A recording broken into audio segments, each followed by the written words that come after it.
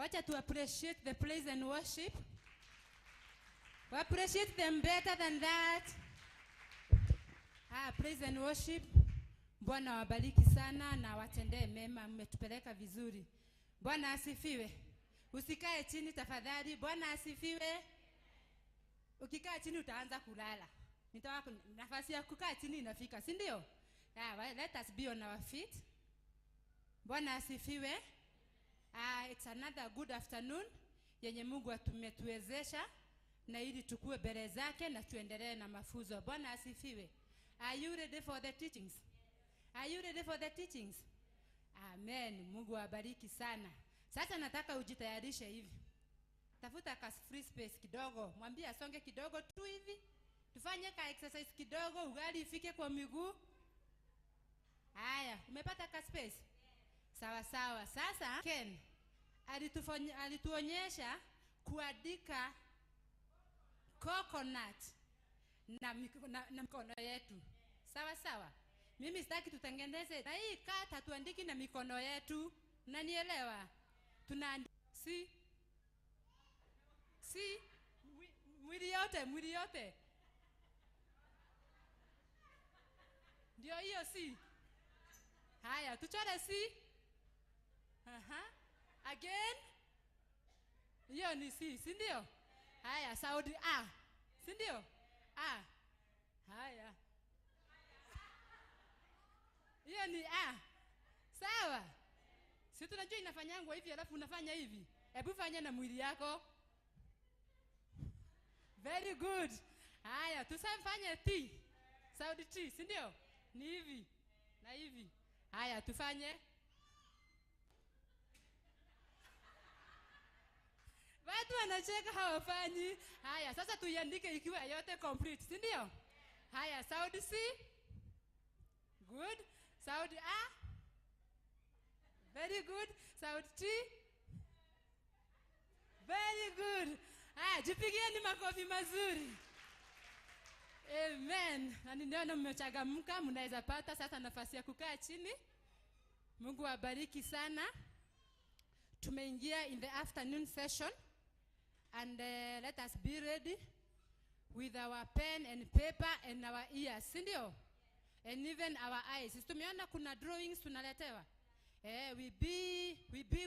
Tukue tuna watch. Sawa sawa. Na sasa kuna makaratasi ambayo inaenda loud. Nani ako nazo? Chukua hiyo karatasi, uandike swali yenye uko nayo. So as the teacher continues, you can forward the paper forward. Sawa sawa. Sio necessarily ukuje, you can give the one who is ahead of you hivyo mpaka ifike hapa mbele. Sawa sawa. Na wakati huu nataka kupatiana hii mic kwa Pastor Elvis Jogona na ili akuje a pick from that.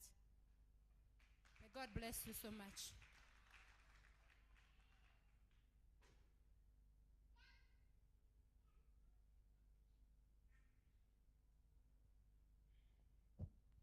Tupigie Veronica makofi. Thank you Veronica. Chair lady wa Daughters of Substance Donholm. Thank you so much. Welcome back from lunch. Thank you for coming in large numbers. Asanteni sana. Tumekula. We apologize. I understand the food was not enough. We sincerely apologize for the heat. Kesho mtashiba. You understand? Kesho mtashiba. Asanteni sana. Thank you. I hope everybody is here. Najua kuna wengine wako nje, lakini naona kama this is the best time. We recognize the branches. I know there are some who are outside. I know there are some who are outside there. We recognize the branches that are represented here. Tuanze na the youngest, Tena. The youngest with the youngest, Tena, led by Pastor Ken and Madam Pastor. Good. Hey, tuwapigie makofi. Aye, wonderful. Good. Thank you. God bless you so much. Asanteni sana. Tuende Rehoboth. Tuende Rehoboth. Tuende Rehoboth. Tunawaona wako hapa. Tuwapigie makofi. Thank you. God bless you so much. Thank you for coming. Kutoka hapo tuende Greenspan.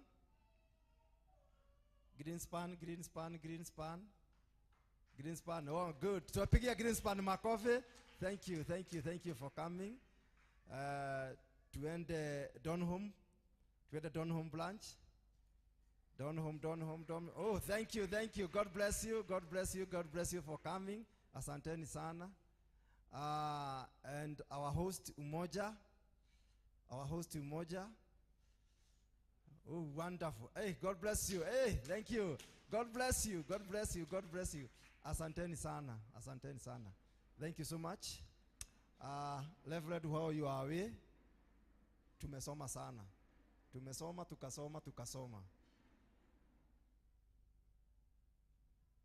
Tukasoma, ulituacha tukiendelea na kansa, tukaendelea kabisa. Tukahead. Kwani nini? Si tukaendelea kabisa? Si ndio? Tukatoka hapo tukaenda HIV, si ndio? Tukaendelea kabisa, si kweli?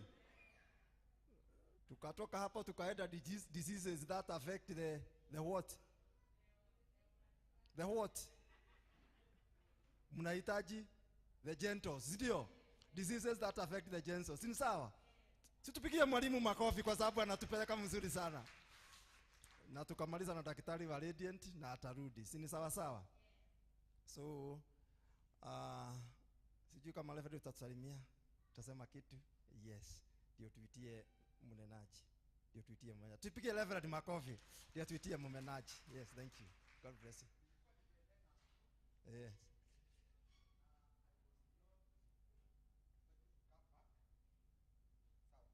Thank you.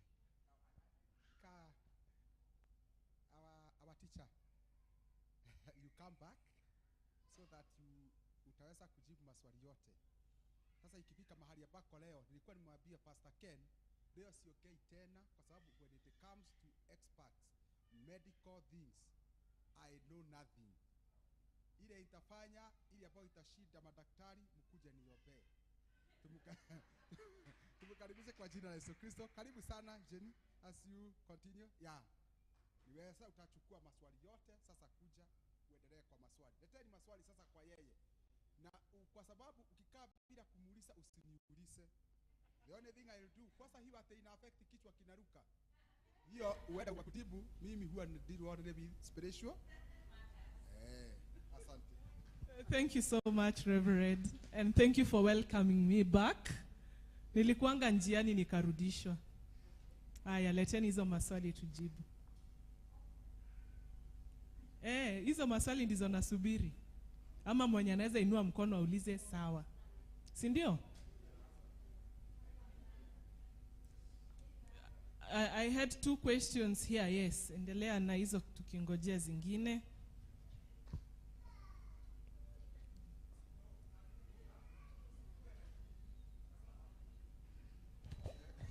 Thank you, Mwalimu. Surely you have taken us very far. When I was young in primary school, we used to learn about cancer in my primary school. You can imagine those years. But there was no case in Kenya as far as our teachers were concerned.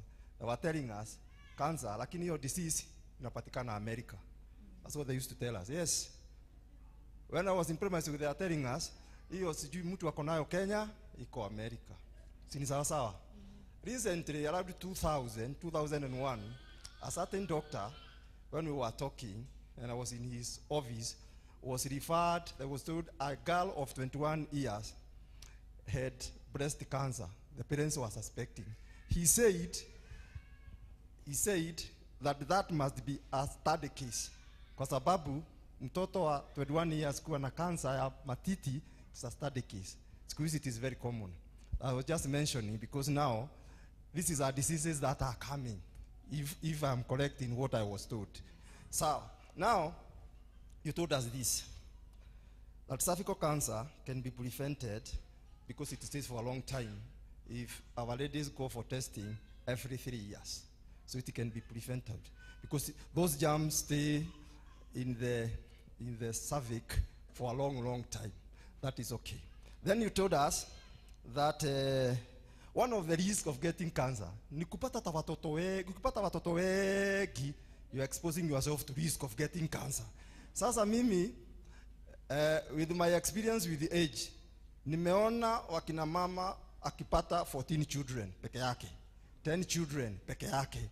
Sasa ukituambia ni watoto wengi, tuko na shida kama sisi pastors, kwa sababu hawa watakataa kupata watoto, watasema nikipata wawili sipiti hapo, sitaki kupata cancer. So so my question is, what is the number, so that ukifika hapo, you know, now ukipita hapo you are going to the danger zone of getting cancer. That is the question.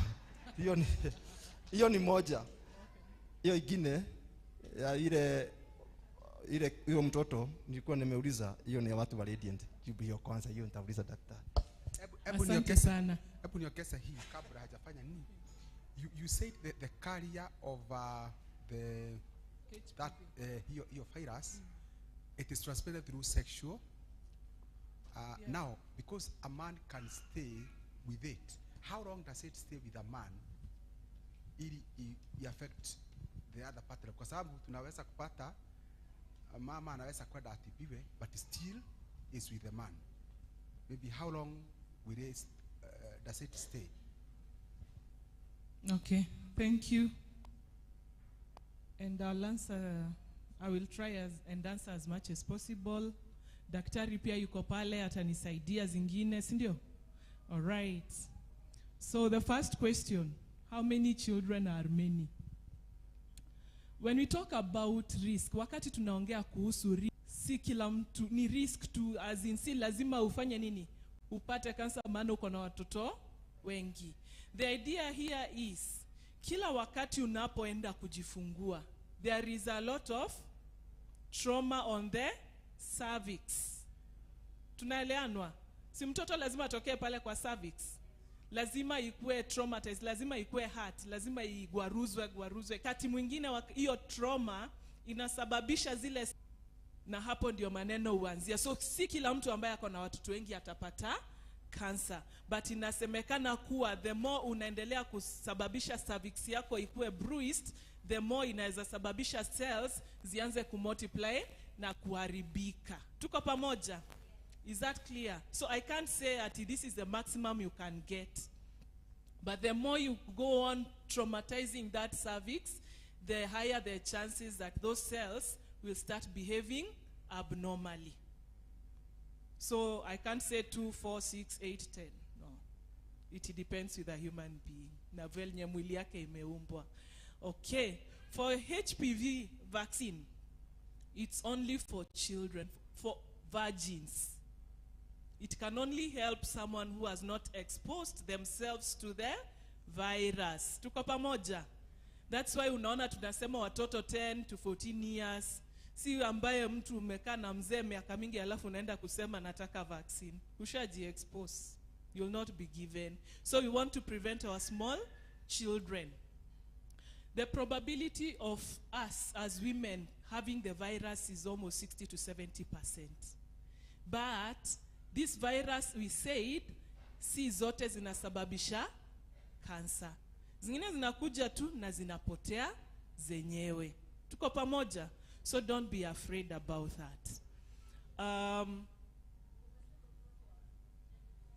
Yes. That's okay. Yes, wengine wataniuliza mtoto wangu ni 17 na hajaifanya mapenzi. The best thing is you go to the health facility. Kuna screening tool atapitishwa na daktari kuhakikisha kuwa huyu ni mtoto kabisa hajashiriki ngono.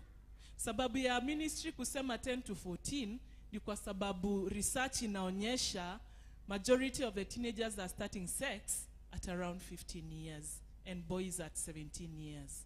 Sawa? But you can as well go and prove your case, and mostly private also do not have issues sana. But hata kwa serikali ataenda ulizo maswali, they'll give. Yeah. Okay, HPV tumemaliza Wacha turudi kwa Rev umeuliza swali. That one also depends on so many things. Number one, male circumcision. It's just like HIV. Kuna tofauti ya mwanaume ametairi na mwenye hajatairi. Sababu ni gani? Wakati mwanaume anatairiwa nini inatolewa? Hiyo ngozi, the foreskin, si ndio? Si kukatwa, ni kutairi, eh? The foreskin is removed. Why is it removed? There's so many things as to why this is removed. Even in HIV, tunasemanga mwanaume ambaye ametairi ameavert kupata HIV by 60%. Because pale kwa foreskin hapo ndio unyevunyevu ukaa even after sex. And it can thrive there because of the surrounding, the warmth, and the nature of that environment.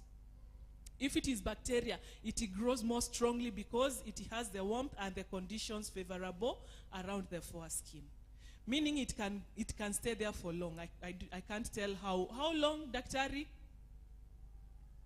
How long can HPV stay in, yes?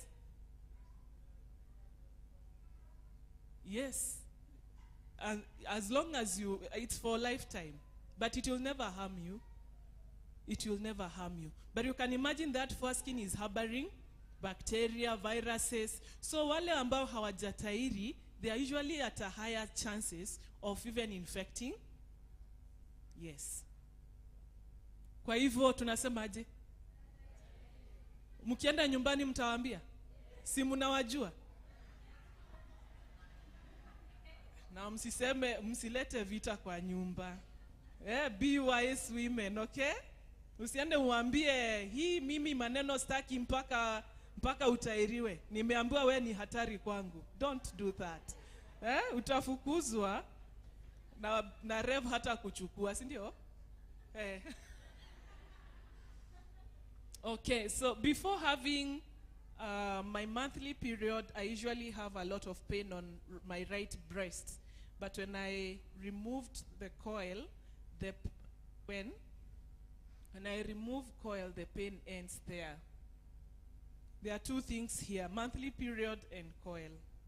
Coil does not have any hormone. Haina hormone yoyote, hata ifai kukupea stress. Okay? The only complications it can do is either itoke, okay? Ama upate mimba tu ikiwa ndani, which is rare.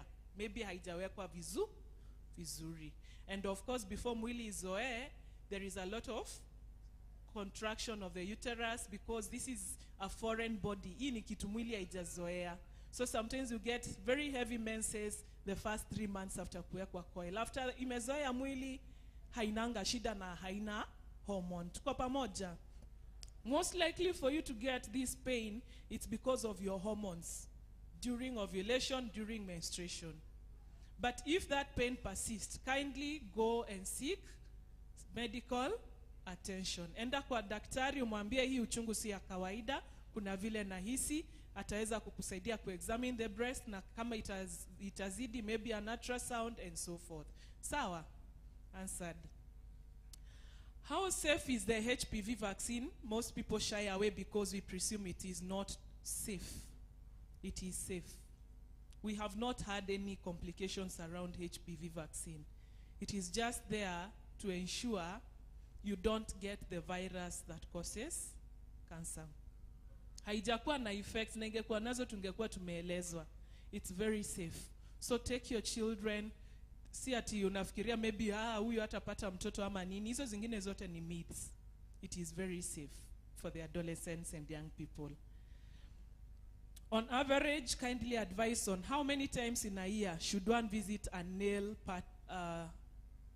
spa or parlor in order to be safe. That is your own decision, because at times these parlors kuna zile ziko na UV LED, inalingana na zile machines zao. And there are those who they are just exposing you, okay? How long do your nails stay with this one? Gel? A month. So you want to go every month? I would propose you don't do that every month. That is from me, my personal view. Or if you're going, ensure wherever you're going, the kind of machine, it's not a UV LED machine. Ziko, zile safe na zile unsafe. Shida sijui kama utaenda kusoma. Try as much as possible not to expose yourself. Na ikiwezekana wata wawekange mahali wanaekanga kwa meza, we kazi yako ni kuwekelea nini? Makucha. Si wa kuwekelea kwa mapaja, and it's just exposing your stomach. Okay? Yeah. So that one I can't tell you don't do your nails. I'll tell you do your nails, but be very careful. Have not seen my periods for years. Could it be because of a family planning? Unfortunately, I don't know how old you are. Because inaweza kuwa ulifika mwisho wa safari na ujui. When does menopause start? Oh, okay, hajafika. Okay? Nimejua ni nani hajafika. Number 2, I don't know what kind of family planning you are using. Because if you're on a family planning that is hormonal, kama sindano, gani ingine, hii implants, yeah?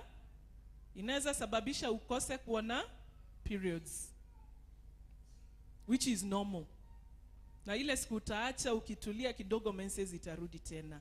However, if you're not on any family planning na menses zimeacha kabisa, and you're not over 40, 45 years, please go and seek medical advice. Vitu zingine hapa zinakuanga very personal. I cannot give you a solution to every problem here. Sawa? But I can guide you and tell you if that is not normal, then visit a doctor.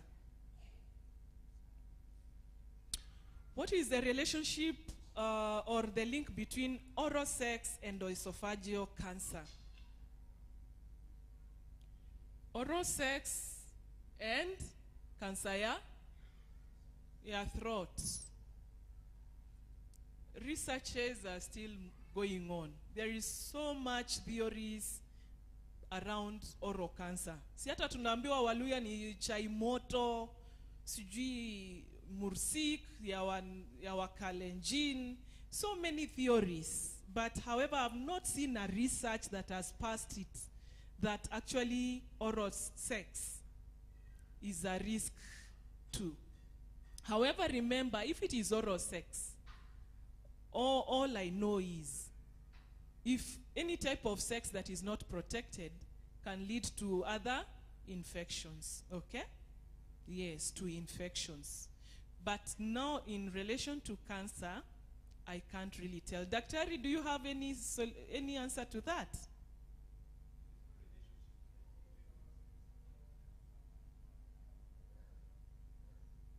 Yes. So watafiti wakimaliza kutafuta, tutarudi tutawaambia. But for now we don't know, we can't really tell if it is even a risk by itself. But it is a risk to sexually transmitted illnesses. Endeleni kuleta maswali. Is sexual intercourse healthy or harmful during menstrual period?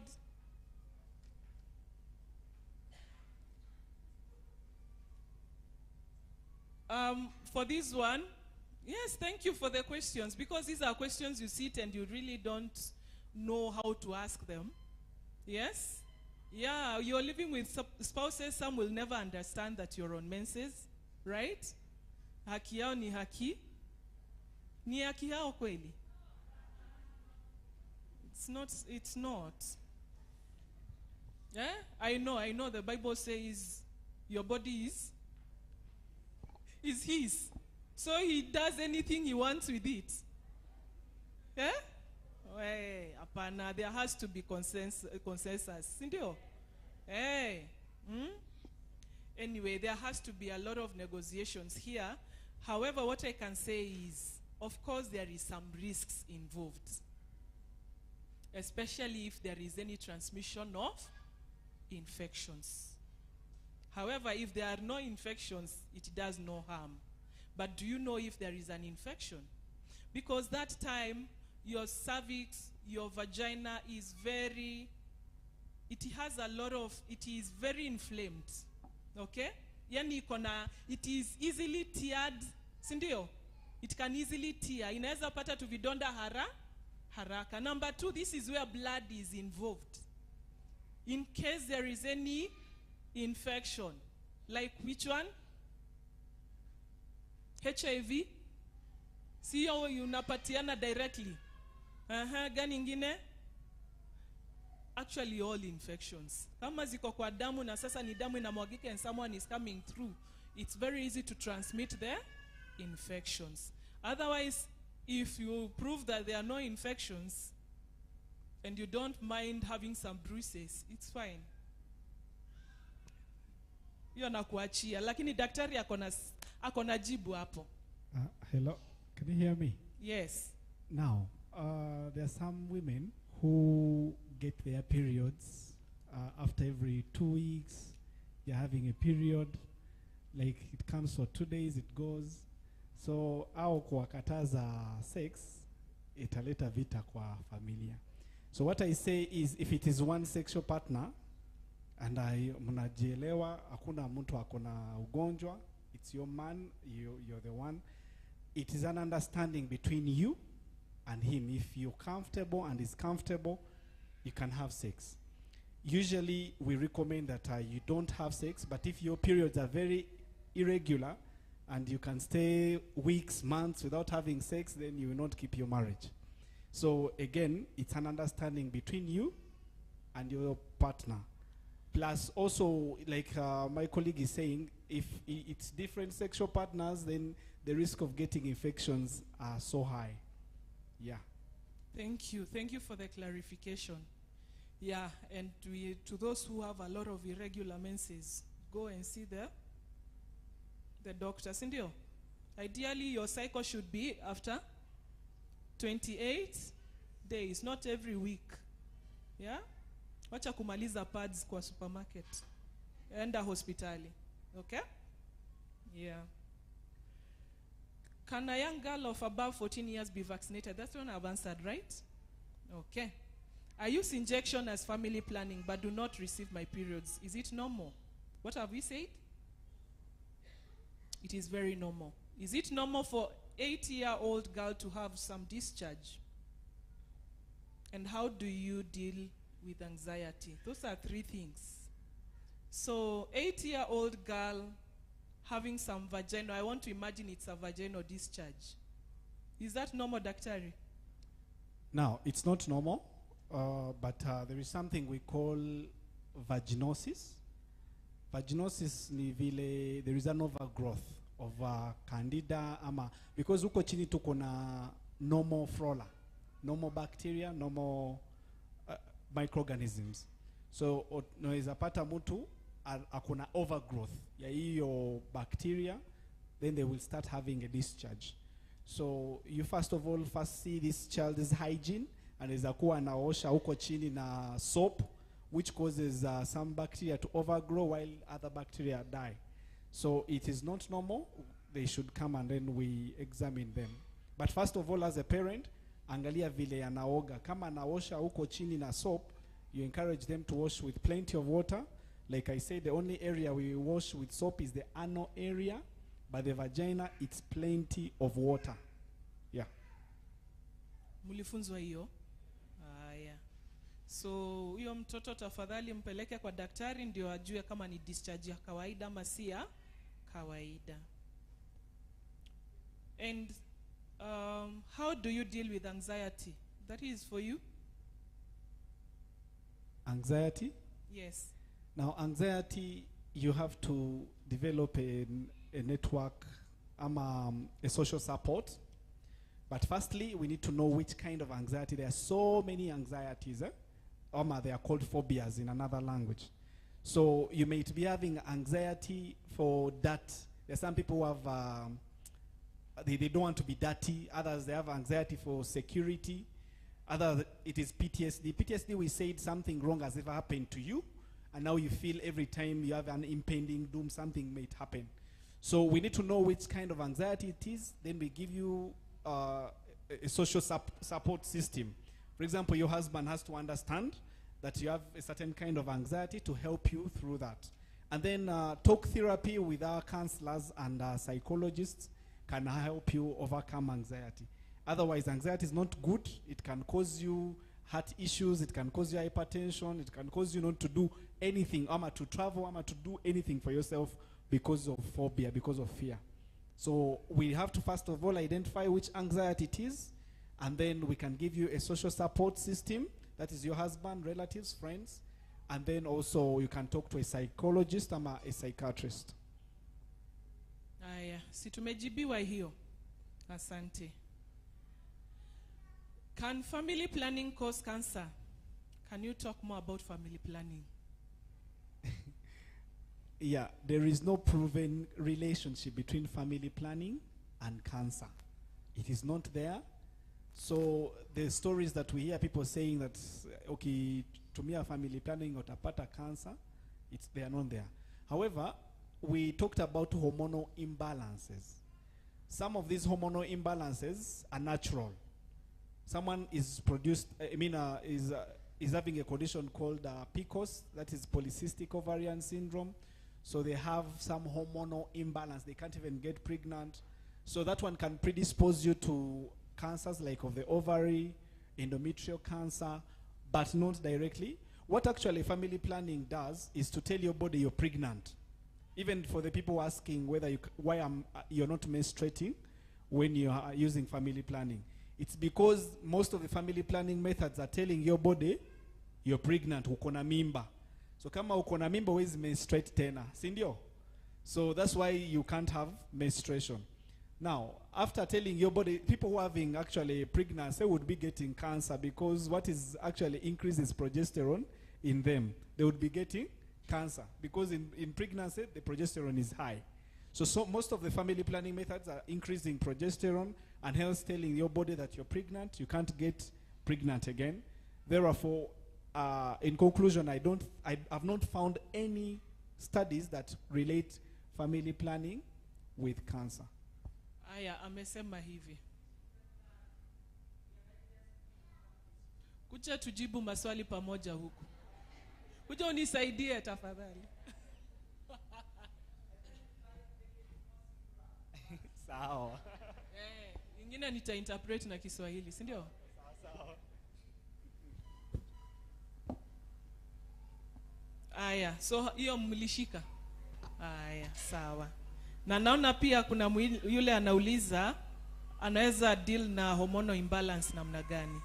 Sijui ameona nini, but the first question is what cause prolonged periods, delay in periods and very heavy periods? Then number 2, help me deal with the hormonal imbalance. This one I'll say this. Nitasema hivi.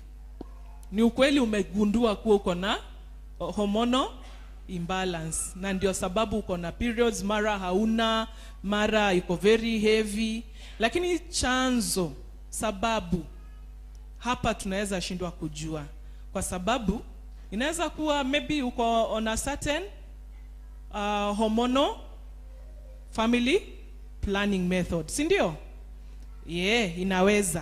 Inaweza kuwa probably uko na shida ya ukweli ya hormones za mwili tu. Ama unaweza kuwa uko na shida zingine kama fibroids ambazo zinaleta very heavy periods. There are so many reasons as to why you can have all this. Na kwa hivyo ile nauliza ni, huyu daktari yuko, tafadhali take time, enda tembea achukue history. Ukienda hospitali unapata yangu a lot of time kusikizwa. That's the history taking. Ndio waweze kujua what is the reason behind all this, and then they can do tests if they want to do. Is that fine? Can oral sex lead to hepatitis B? Ngono ya mdomo. Reverend anashangaa kama washirika wake ufanya hii tabia.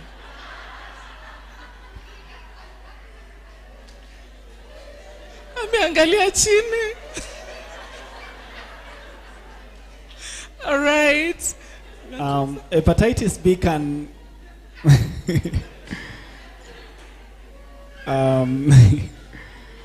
hepatitis B can be even transmitted through sex alone without oral sex.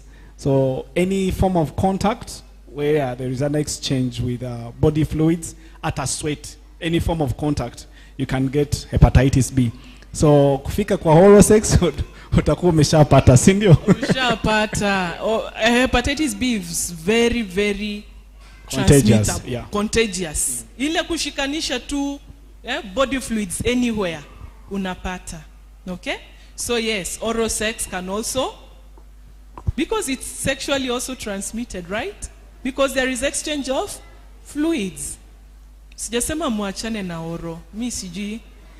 Yes? Body fluids. Yes.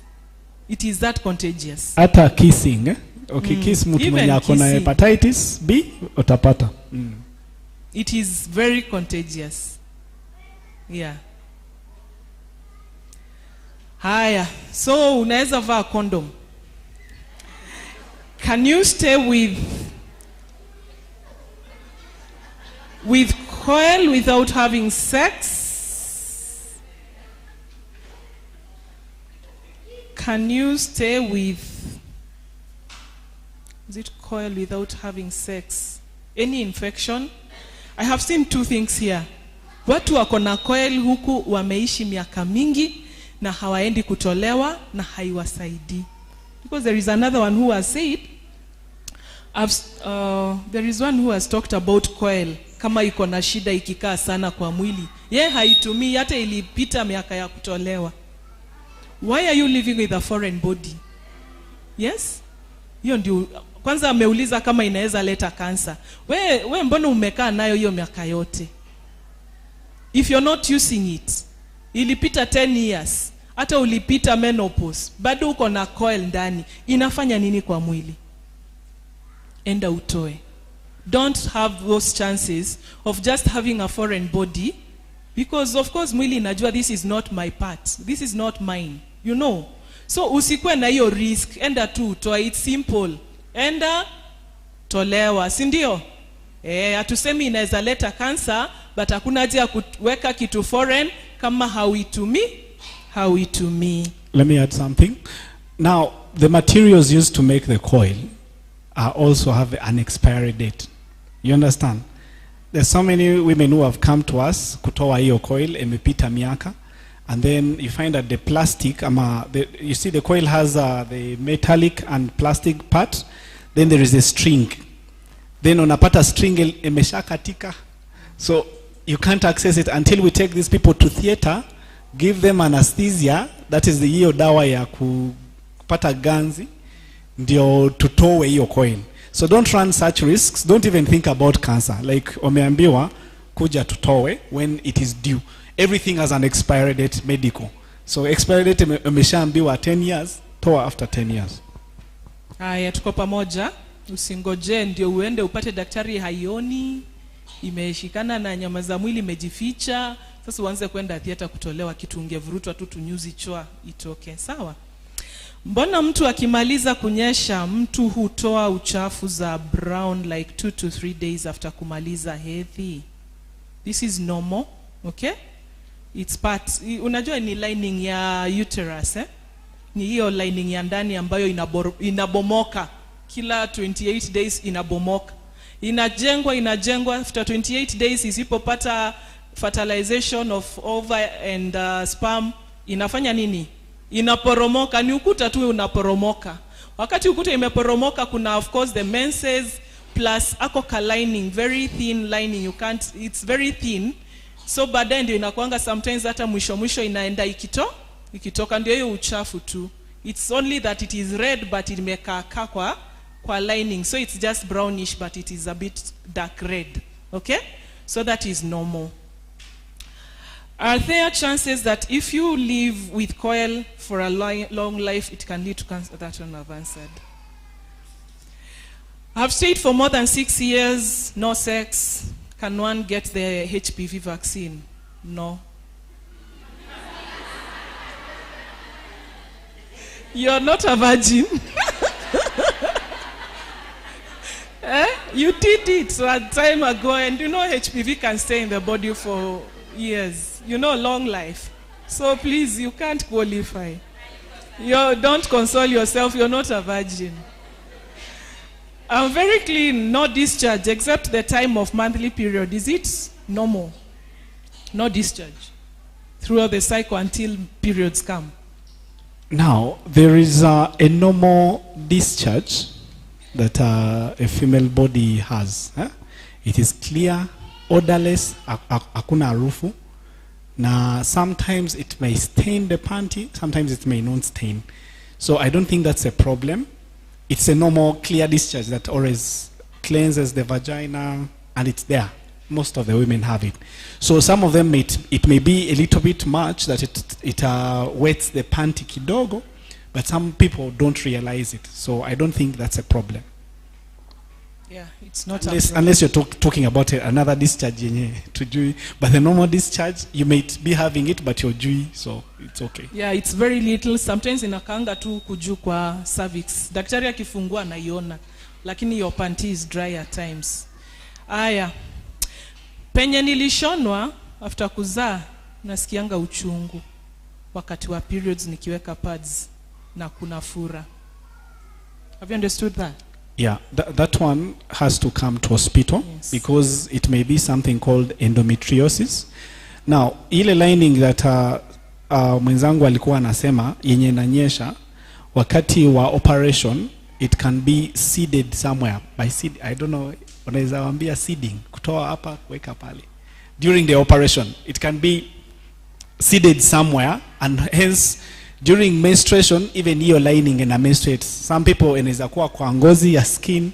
So it's called endometriosis, and we have to actually examine you, see it. It could be operable, like remove it, and you're fine. Lakini nafikiri huyu mahali anasemea ni kuwa ameshonwa on the vaginal wall. Oh, yeah, on the vaginal wall. After the episiotomy. Now it could be a keloid. You know, a keloid ama hypertrophic scar. Some people ukiguzwa na kitu kidogo upate scar inafura kabisa. Yeah. So if it's keloids, still you will feel pain whenever you have hormonal changes. But the best thing, whenever uko na hiyo swelling wakati wa period, that's the time you come to hospital so that the doctor can see what you're talking about. Yeah.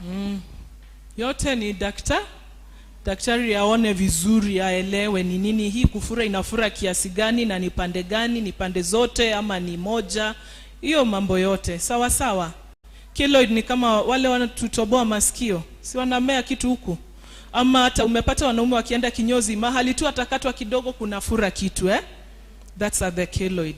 So unaweza pata mtu wako na hiyo type ya every time akipata anapata scar yenye iko visible, hiyo ni mtu ambaye anaweza pata hiyo shida. Kwa hivyo tafadhali tembelea daktari.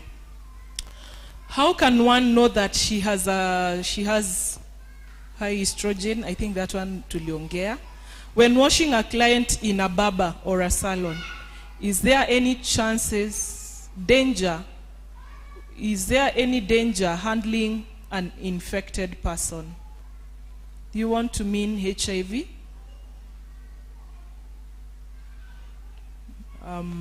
I want to, yeah? It's about HIV transmission. If I'm infected with HIV, even if I hug you, even if my sweat comes into contact with your sweat, utapata kweli? Hautapata, because the fluids that carry the virus ni gani na gani hasa? Damu, semen, vaginal fluids, nini ingine? Kama ni mama, maziwa ya matiti, si ndio? Yes. For saliva, no. Okay? It is, yani, for you to get even an amount of virus that can really infect you in saliva, I think you need like 5-10 liters of saliva. Jerrycans and jerrycans of saliva. Jerrycans, yes. Na nani anaweza toa jerrycan of saliva itago? So for us, saliva is not a means of transmitting the virus. That's why tunasemanga you can't get HIV through a key unless you have open lining and blood. Okay? Maybe before you proceed, if you have a wound on your hands, most of the salons should be able to provide gloves to clean your clients. But if your salon doesn't provide such gloves, make sure you don't have wounds in your fingers. Because if you have an open wound on your hand and then this person has freshly been cut, there is a risk. We won't say the risk here, but we don't want to be sorry when you get it. So if you have wounds on your hands, please, first of all, heal. Use gloves while you're washing your client who has a freshly cut wound. Umesikia hiyo? Vaa gloves kama uko na kidonda mahali. Anything around contamination is where you have a broken skin na huyu mwingine amepata a broken skin. So there is exchange of blood. Ulikuwa na swali? Yeah, Aye. but the doc has, I think he has answered. Because at times, as salonists, we find the clients who has wounds on their heads, unapata zinatoa, sometimes unapata zinatoa uzao, unapata zingine zinatoa damu, na yeye amekuja umoshe. So you can't neglect that such a person, inabidi tu umoshe. So can you advise on? Yeah. Sometimes mwingine hataki umoshe na hizo gloves. Yeah. Wengine wanakataa.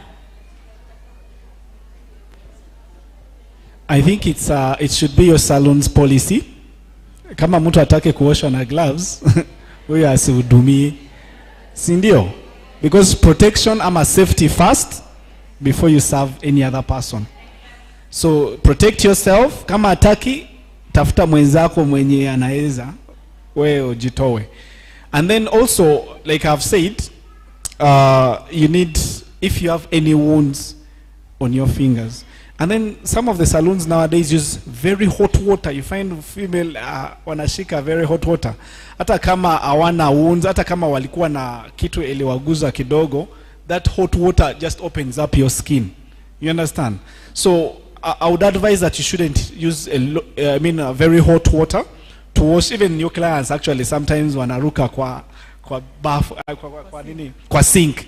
So very hot water is discouraged. You will damage your skin lining, like you've been told. Any breakage in your skin continuity, italeta shida. So make sure that you protect your skin.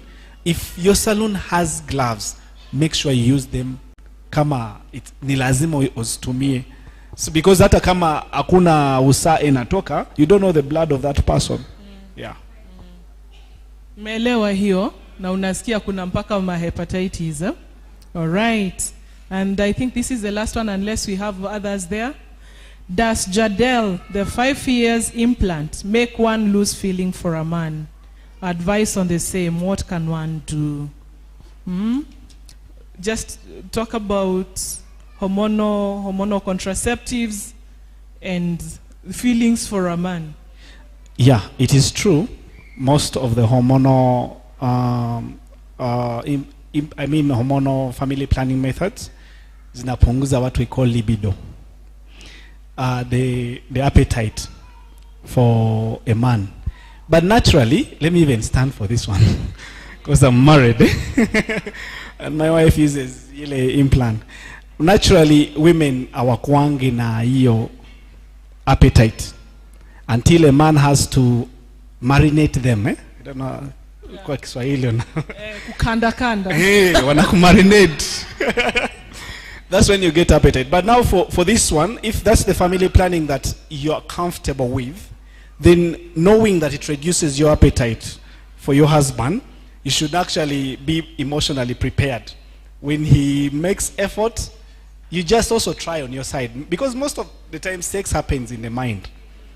Actually, most of the sex happens here. If this one is not prepared, no matter what your husband will do, utakuwa prepared. Sawa sawa. So it is true, most of the family planning methods zina worsen your appetite ya mwanaume. But since now that you know, you should actually always prepare yourself to actually have your husband. Because sex is very important in marriages. Yes, it is very important. Now, let me tell you, let me go off topic a little bit. For men, sex is a need. Wanawake. Sisi, we need sex. Do you see how people need oxygen? Do you see? Ni ukweli. As a married woman, if you're not comfortable with this, please don't get married. For men, it's a need. For women, it's a way of appreciating. It's a way of connecting. Yeah, it's a way of getting favors. Yes. But for men, it is a need. If a man doesn't have sex, now let me tell you from the doctor's point of view. Sex to men, it reduces chances of getting high blood pressure. It relieves stress. It reduces aging. You understand? It exercises this guy's heart that hata heart diseases raisi. So that's why I'm telling you, sex is a need for a man. And for a woman, it's a luxury. I don't think so. It is also a need to a woman. Amaje, is it really a luxury? Ama hata sisi we have a need. Buambieni. Okay. Yes. Yeah, she's a female, I'm a man. So yeah, it's that one now is it's a taboo. Yeah? Even women need sex. However, how it is done is what matters, really. Yeah, we don't like being jumped on. We like being prepared. All the way from morning. Hi babe, how are you? How was your day? Eh? So by that time hata akili yako hata unasikia, hata by the time anakuja hapa una feel hewa ingine. marinating. Yeah. All right.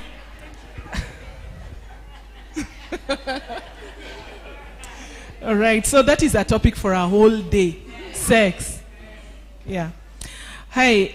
Oh, naumwa na mgongo sana. Shida ni nini? But nimemaliza 7 years bila kufanya ngono. Nifanye nini daktari? There is no. Okay.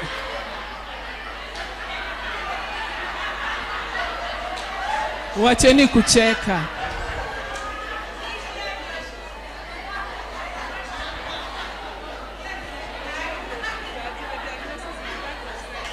No. Okay, let me answer the question. I hope this is a female. There is no connection between lack of sex and back pain. Hakuna. That is always an excuse for women to get sex, or for men to get some sex, but there is no connection. Okay? If you feel you want sex and you're married, please go to your husband. Maybe the husband went alienda majuu na wewe uko hapa. Mupigie simu mwambie this December nakutaka kwa nyumba. You understand? But honestly, medically, there is no connection between lack of sex and back pain. Back pain is caused by so many things, okay? And now, since you're here, I've gotten the opportunity of speaking to you. Please take care of your backs. Most of the back pains are caused by behavior, posture. Unabeba kitu zito na unabeba hivi kutoka chini. Unafaa kusquat or bebe. Ukibeba hivi, a few years the back will start hurting. And let me tell you the secret. When you come to doctors and you're telling them you have back pain, we don't want to treat you because it's not going to go away. You understand? Once you start having back pain because your discs have bulged, because your spine has imetoka kwa position, spine inafaa kuwa kama S, unapata wengine migongo iko straight hivi. That is going to be chronic. Utakuja kwa daktari atakupea pain killers, but utapona. Sawa? So protect your backs. Wengine wanafua nguo, wanafua so many clothes all day afternoon, wanabend kufua nguo. That is so dangerous for your backs. Stand, and then even in standing positions, you're not supposed to stand for more than 2 hours. You sit down. You're not supposed to sit for more than 2 hours. You stand up. Like, just be active. There are some people who are waitresses, others are nurses, others work in supermarkets. You stand the whole day. Find ways of walking, sitting down, bending, doing some exercise, but don't be in one position, a posture, for a long period of time. So conclusion, there's no relationship between back pain and sex. So see the doctor, akuelekeze, lakini mazoezi sana sana. Okay? I know that language is so common among women, eh? Kwa sababu ya lack of sex unaanzia kuambia mtu venye mgongo ina, because for you that is the only place you get some exercise, yeah? So please, can you exercise your bodies? Exercise, be flexible, sawa? All right, so I think that is it. Do we have any other, because our time is up? Yeah, you have. All right, please go ahead.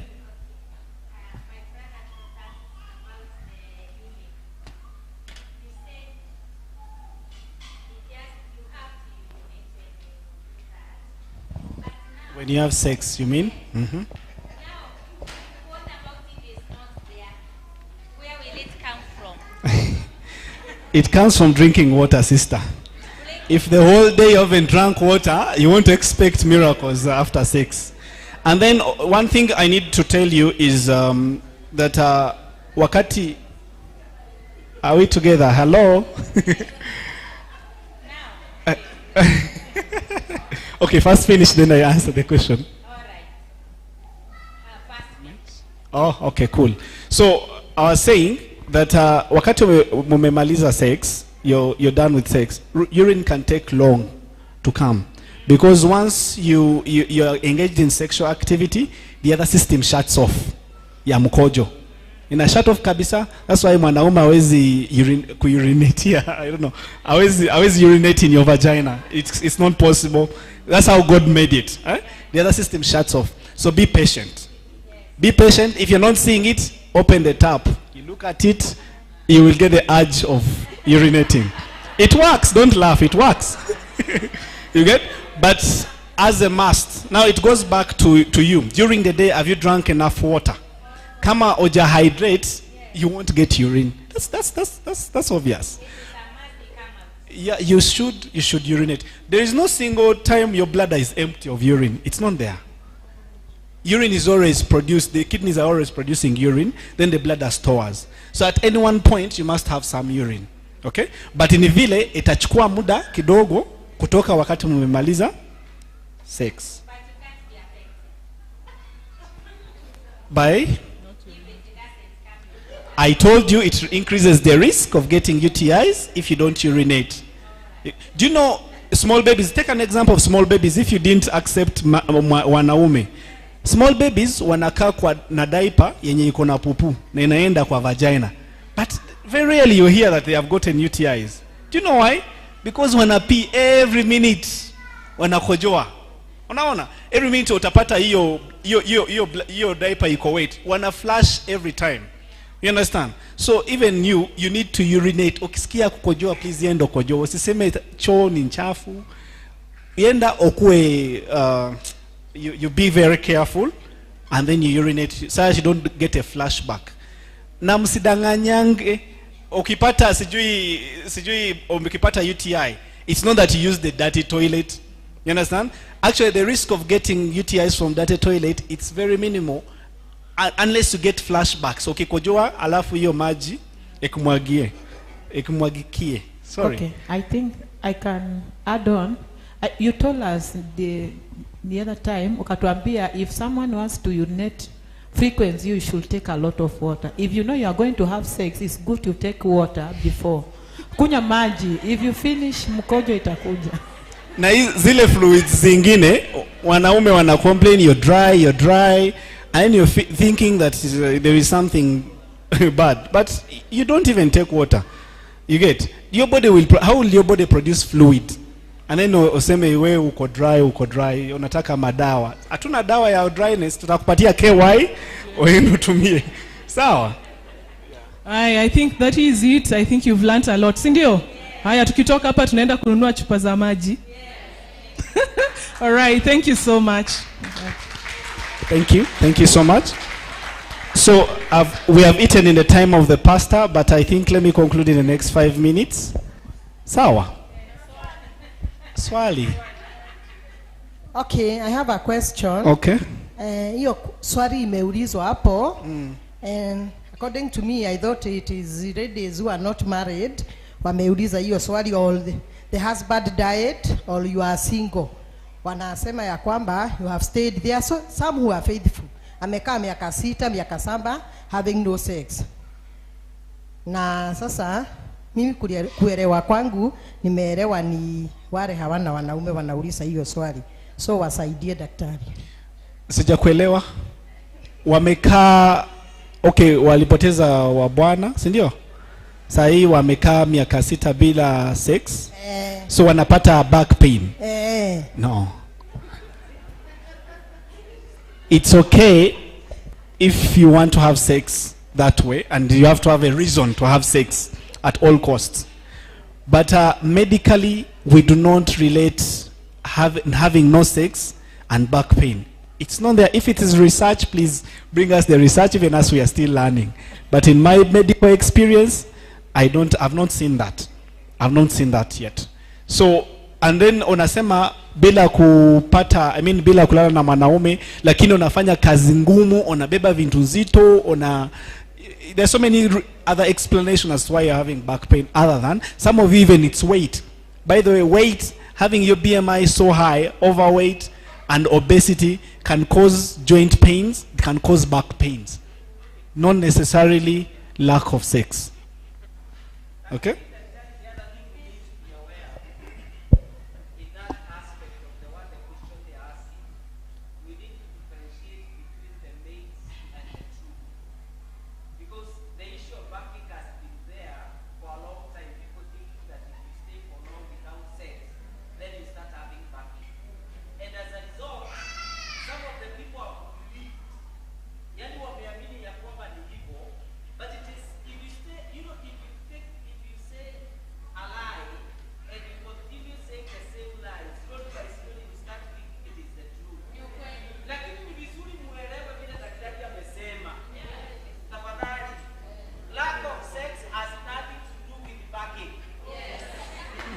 Thank you, Pastor. Yeah, but like my colleague says, sex is good for both of us. Yes. Of course, I said nilikuwa najitetea wanaume, but even women, they can have sex, and of course, men can't have sex alone. So we need our married partners to have sex. Are we okay? Yes. So if your husband died, you can see the pastor. We see how we can arrange, you get married again, even if you're 50, and then you have sex. As simple as that. Sindio? Yes. There was a hand somewhere. Yes? Final question. Okay. How true is it that when a man stays for long without engaging in sex that he can suffer from prostate cancer? If a man stays for a long period of time without ejaculating, they can, pardon? Without sex. Now, sex reduces the risk of prostate cancer. It is true. If a man ejaculates, if a man has sex, it reduces his risk of getting prostate cancer. It is very true. Wacha niulize hivi daktari. COVID ilikuja na ikaenda. Na swali ni, there before kulikuwa na COVID, ama hii ni ugonjwa ilikuja na jina yake ikatuongezea jina kwa magonjwa ile ambayo tuko nayo? So swali ni, COVID ilikuja ikaenda? Yeah. COVID is still here. COVID is still here. There before ilikuwa. COVID ilikuwa, mami. COVID, it was not a myth. We had COVID, and actually we still have COVID right now. But ni vile, we have grown in immunity. Most of us are immunized, and therefore inakuja kama homa na inaisha. Saa hii tuko na wagonjwa wako ICU, wako na COVID. So COVID iko. You understand? But now ni kitu yenye tutakuwa nayo for a long period of time. It's not something that itaisha kama smallpox. Smallpox ilisha, but COVID itakuwa kama homa. Na homa, by the way, ni virusi. Homa hii ya kawaida, common cold. It's a virus, and there are so many viruses that cause homa. So COVID is one of them. Sawa sawa. Yes.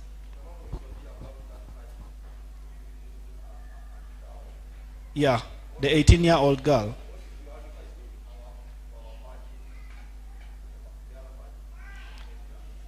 To avoid. Oh.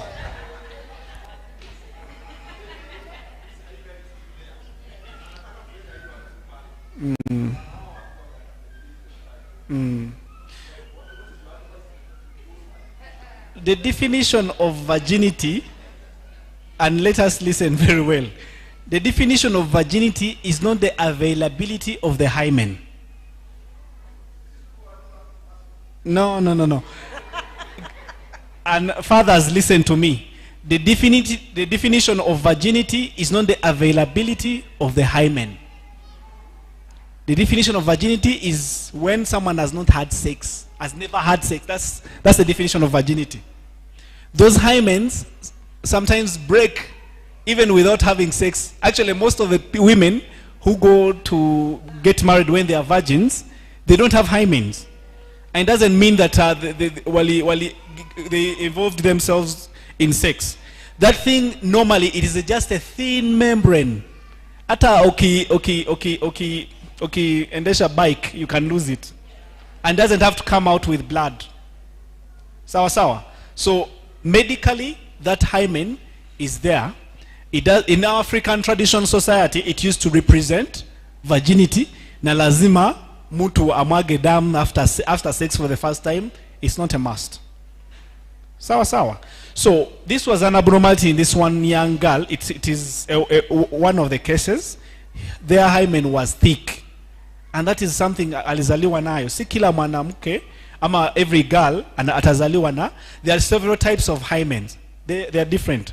There's those that are porous. There are those ones that have one hole. There are those ones that are not porous like that girl, but they're different. So I don't think your children will go through the same. So what I would advise is wait for the first period. If it doesn't happen by age 12, give this girl 3 more years. Okay? They will menstruate. If they don't menstruate by age 15, bring the girl to us. Let us examine them. And then we will tell you that maybe it is imperforate hymen, which causes someone to menstruate inwards. Ama this girl has hormonal imbalance, ama has abnormalities in the uterus, ama has no ovaries. There are some girls who carry the bodies of men, but they are girls. That's a genetical problem. So you may not know it until you bring the person to the hospital. Not every hospital will do that. Not even us. We have the machines that check the genetic makeup of a person. We have to send them to a bigger laboratory to check for the genetics. So, but what I'm saying as a father, don't worry about your daughter. Let them reach 12 years old, expect them to menstruate. Nowadays, girls actually start at 9 years. Don't be worried about that. Some girls start at 9 years because the way we eat nowadays has changed a lot. Most of the foods have so many GMOs, hormones, so people reach menstruation at an early age. That has a risk of course developing cervical cancer if you menstruate below 12 years, but then you have no control over that. Now nature's setting, you just go vaccinate that girl and hope for the best. Okay? So to also stress something about circumcision, at this day and era, we shouldn't have men who are not circumcised. We should not. Okay? Because that foreskin harbors HPV. Okay? And then those HPVs can cause a woman to get cervical cancer.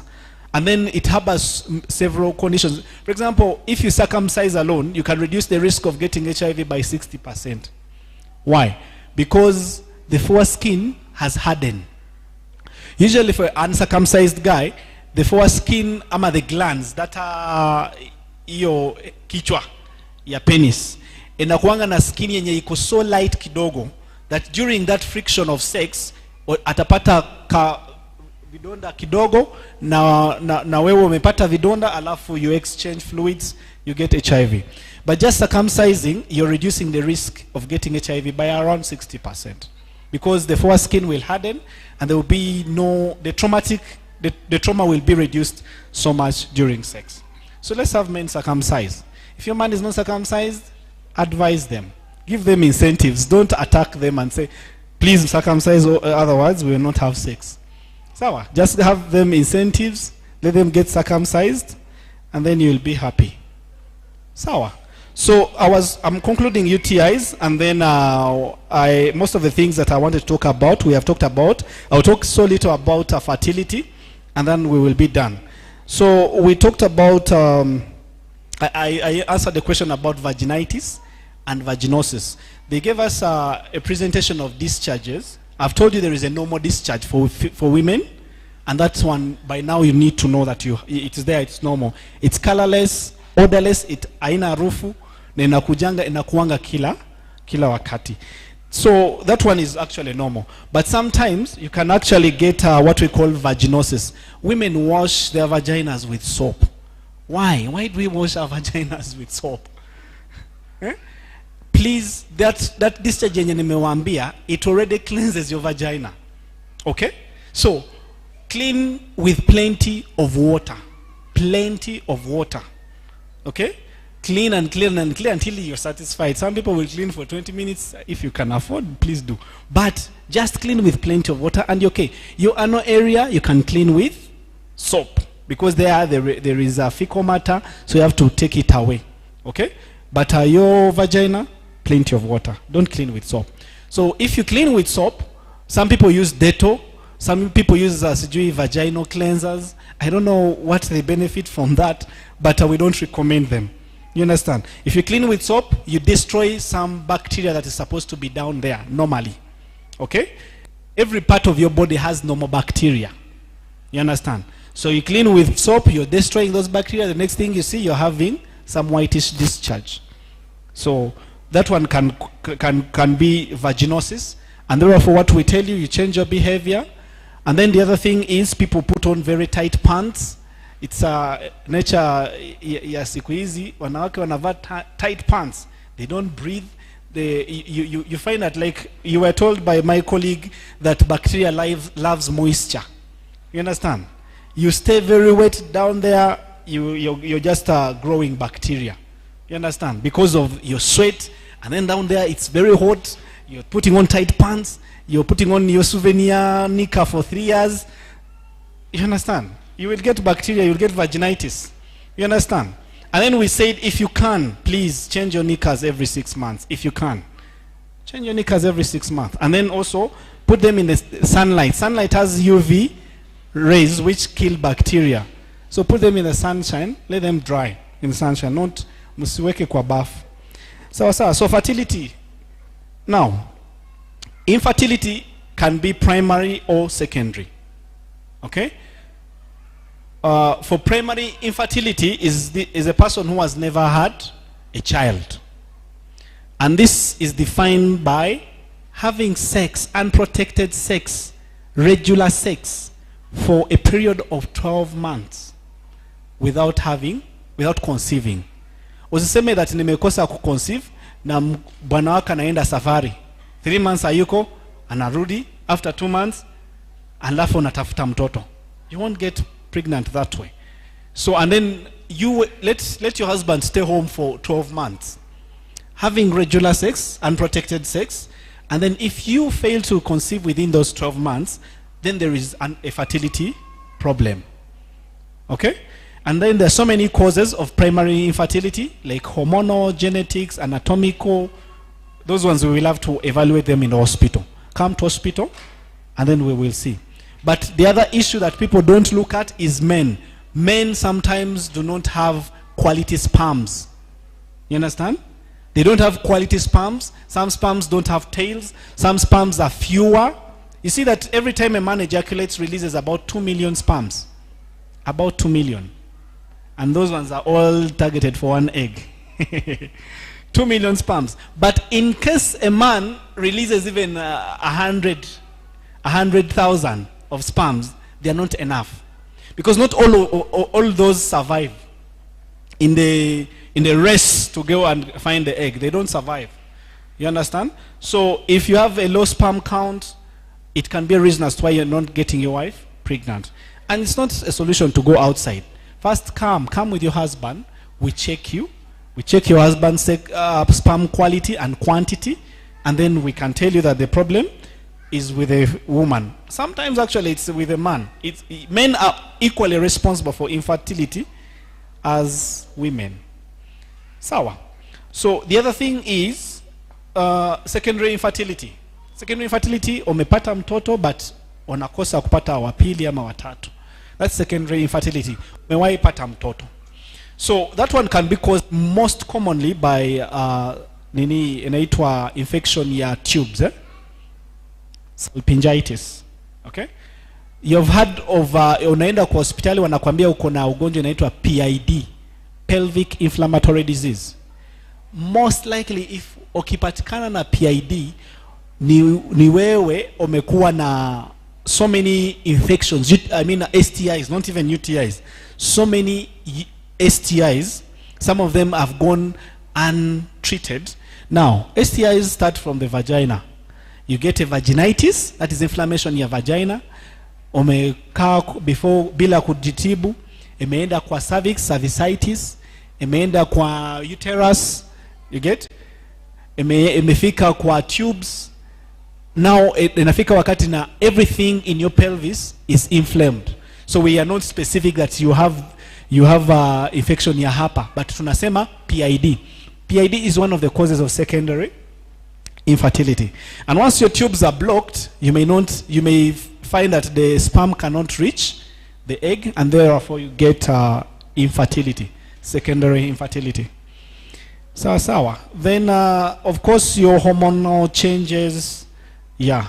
Now my colleagues say that all coils don't have hormonal parts. Right now we have new coils that have a hormonal part. You get? There is a mechanical part and a hormonal part. If you go to the hospital and you don't want the one that has a hormonal part, tell them I want a coil without hormones. Okay? But there are those ones with both. Sawa. So secondary infertility, please visit the doctor. We do scans. We look at your hormonal levels. If you have hormonal imbalance, we will treat you for that. If you have, if your husband is with you, we will also. But if your husband has made you pregnant before, most likely he's okay. It is on the side of the woman. But if it's primary, amjapata mtoto, lazima bwana wako na wewe mkuje tuangalie shida iko wapi. So I think I've handled most of the cases and the topics I wanted to talk about today. If there is any question, I can handle it now. If there is no any other question, we can break. Yes? Yeah. Give her a microphone so that everyone can listen. All right. Sir, we were told one day in a meeting that if you men have a lot of sins in them. Sins. Seed. Yes. Now, the sins, they have to release them every time. S-I-N. S-E-E-D. Oh, seeds. Okay. The sins. Yeah, we were taught here. And now, I wanted to ask a question. Okay, those men are married. They have their wives. Now they can release to their wives. Sindio? Now, what about the young boys? Do they have, because even those young boys, they have the same sins. So, hizo sins zinaendanga wapi? Okay. Men don't need to release seed. It's not medical. To answer that first, men don't need to release that seed. It can be released on their terms. It's not a need that, hey, nimekawia bila ku release, wacha niende ni release, hapana. Okay? You're the owner of the body. You can release it at your own time. Even when I say men need sex, you don't have to force your young boys to go have sex at an early age that prevents prostate cancer. Sijui what? No. Sex should be healthy. Sex should be safe. And since we are in church, sex is supposed to happen between a man and a woman and a wife and husband. Sawa. So young boys, naturally, their bodies can ejaculate around 15 when they are teenage age. Those are called wet dreams. It happens unconsciously. If you find your boy's bed sheets are wet, it doesn't mean ameanza masturbation. Sexual maturity has set in, ameanza wet dream. That is actually science. Okay? So itakuja, then akishatoka teenage age ama adolescent, he learns how to control his body and he gets better of his body. If you don't actually start sexual education around that time, that's when boys now get into masturbation, pornography, because they ejaculated and it was good. So now they look forward for that pleasure, and therefore that's when actually they start having sex at an early age. But let's start having these hard conversations with our children who are teenagers about their sex about sex and then their bodies. Have I answered your question? The other question? Yeah? Okay, I have a question. Okay. I have a colleague mwenye every time akishika mimba ikifika 12 weeks, that is 3 months, inatoka. That the first pregnancy ikatoka hivyo. Now the second pregnancy ilikuja in a funny way mpaka akakuwa na visirani, mpaka akakuwa na stroke one side, amekuwa paralyzed, mimba ikatoka. Now the other day pia, it's now 2 weeks, mimba tena 3 weeks, that is 12 weeks, 3 months ikatoka tena. Now she decided, akaniambia anaenda kuweka the coil, ataitoa after 1 year. Akitoa hiyo coil after 1 year, will the same thing repeat itself ama sasa atakuwa safe?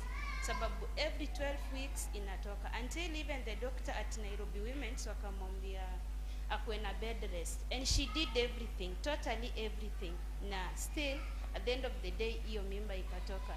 And when I had a conversation with her, nikamuuliza what about the inaitwa cervix and the walls of the uterus, anasema daktari wanasema everything iko sawa, so mimba inafika tu inatoka. You're done? Yeah. Okay, so abortion, that's one topic I didn't handle. Abortion is whereby mimba imetoka before 28 weeks.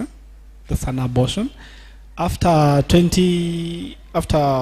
above 28 weeks, you can have IUFD and other complications. But pregnancy has around 3 trimesters. 3 trimesters. The first 3 months is the first trimester, second trimester, then the next 3 months is the last trimester. Most of the most common causes of first trimester pregnancy losses are chromosome abnormalities.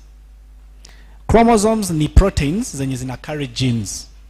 So during the first 3 months, muna share hizo proteins kutoka kwa bwana wako na wewe, munagawia mtoto, like it breaks off from the seed of the man, it joins your ovary, like that. It's called chromosomal mixture and joining. So you're sharing, say that you're forming a baby, maybe a girl who has a big head, a short, a tall, like that. That's how God created it. So chromosome abnormalities happen in the first trimester. And God created the uterus as very intelligently, that most of the times the uterus sense chromosome abnormalities and they eject. Because zinasema hatutakaa na mtoto haina kichwa, hatutakaa na mtoto haina heart, alafu zina eject. You get? So most of the times, some of the abnormalities that they seep through until birth, uterus zimeona that huyu mtoto anaweza survive, hata kama ana miguu ata survive. Sawa? So that's when people give birth to abnormalities and watoto wame survive.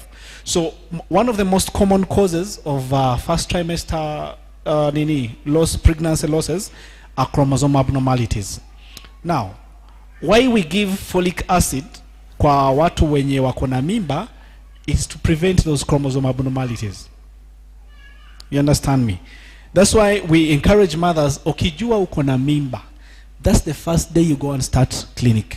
Usiseme ni mapema, nitaenda after 6 months. Ukikuja after 5 months, hiyo uzuri wa folic acid imeshapita.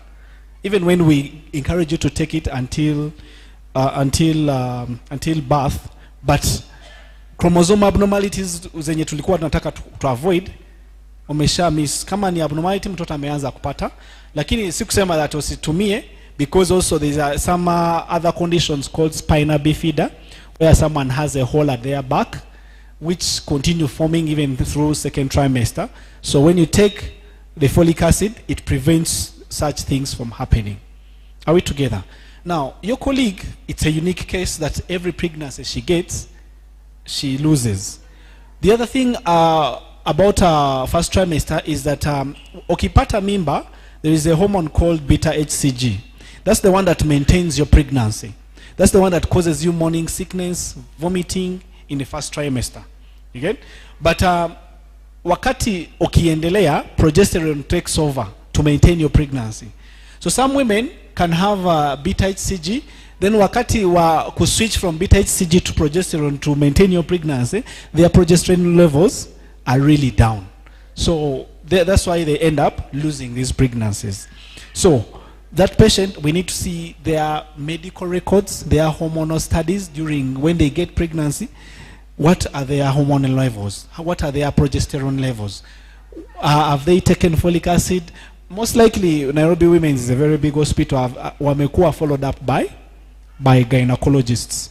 And if they have not found it out yet, that one I may not answer it here on microphone. But I've told you that first trimester pregnancy losses are mostly chromosomal abnormalities. And we usually love women to give birth before 35 years of age.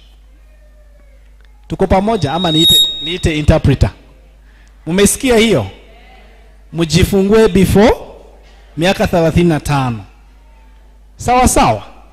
Kwa sababu hata 40 unaweza jifungua. That is true. But ukifika 35, that is umefika dini ya high risk. Umefika age ya high risk. Hizi maneno za kupoteza mimba, maneno za kupata pressure, maneno za kupata diabetes, maneno za kupata za kwenda theater for CS zina increase ukienda beyond 35. So if it's in your control, you've gotten married at an age of 25, give birth to your children. By 35 you're done. Okay? For men, it's about 50, 60 years. That's when we call them high-risk fathers. But they don't have awananga maneno mingi. You get? So if you have a child born to an elderly man, there is also a risk of getting abnormalities in the child. Eh? But for women, please, kama uko na uwezo, jifungue before 35 years. Kama uko 35 and above and you still want a child, wakati ukipata mimba, yenda hospitali immediately. Tuanze follow up and prevent these abnormalities ama risks. Tuko pamoja? So I was told to handle hypertension and diabetes, but we don't really have time for that. But I can answer questions in regards to that. Yes. Pastor, should we continue? Because I'm seeing our time has gone. Tuendelee.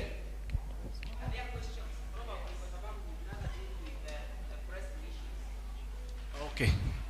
So if there are questions, please let's have them. And then one question. Okay, you talked about we have two types of coils, and the previous doc had told us that coil has no hormones. But now I've heard you say we have hormonal coil and non-hormonal. Can you please elaborate on that? Yeah, she said that coils, nowadays we have coils that have hormones. Okay? Ukienda kwa gyne clinic, uomba coil yenye haina hormones. Usually coils have like some of 5 years and those of 10 years. Huh? Most of the ones of 10 years mostly have hormones. Mostly, I'm not saying all of them, mostly have hormones. So, when you go to the gyne ama when you come to the clinic, be specific, nataka coil yenye haina hormonal part. They are both mechanical and hormonal. So that is it. I don't know how to elaborate that, but that is true. Technology has advanced. Nowadays we have coils with hormones. Okay, just to clarify, for that particular question, that is where we were showing that ile coil haina hormone ambayo ingesababisha kansa ama kitu chochote. Sawa. Venye anasema kuna ile tunaita Mirena. Mirena hiyo ni coil hii yenye anasema ya sahi. Mirena iko na hormone kidogo, levonorgestrone, tunaita levonorgestrone. Actually, if you can be able to get Mirena, doc, it protects you from ovarian cancer. Okay? Although it's very expensive. In most of the facilities here, it's around 20,000. But niliona Mary Stops, there is a time they were providing free. So hizo zote ni vitu ambazo zinakuja, but hata hiyo ya Mirena hiyo haina hormone mbaya ya kusumbua mtu. Actually it is very good even for those who have heavy periods, kwa sababu ina reduce the periods. Inakuwa flow yako ni kidogo sana It has very many advantages, and I think that is why still it is very expensive. Hiyo ya mambo ya hormone ilikuanga kwa sababu ya ile swali. Hakukuwa na hormones za kusababisha kansa ama mgongo kufanya nini? Asante. Thank you for the clarity. And then we have not found any relationship between cancer and family planning. Yes, family planning ziko na side effects. Find yenye inakusaidia. Wengine wananenepa, wengine wanapata acne, hiyo rash ya face, wengine wanapata blood pressure inaweza yanza, but it's different for every person. So I would say find the one that actually helps you. For women who haven't actually you have not yet given birth, and you want to find a family planning method, me personally, in my experience as a doctor, I would prefer you go for a mechanical method. Coil, ama condoms, it would be good. After you have given birth to the first baby, then the hormonal methods can also work better. But preference as a doctor, other doctors will tell you certain things in experience.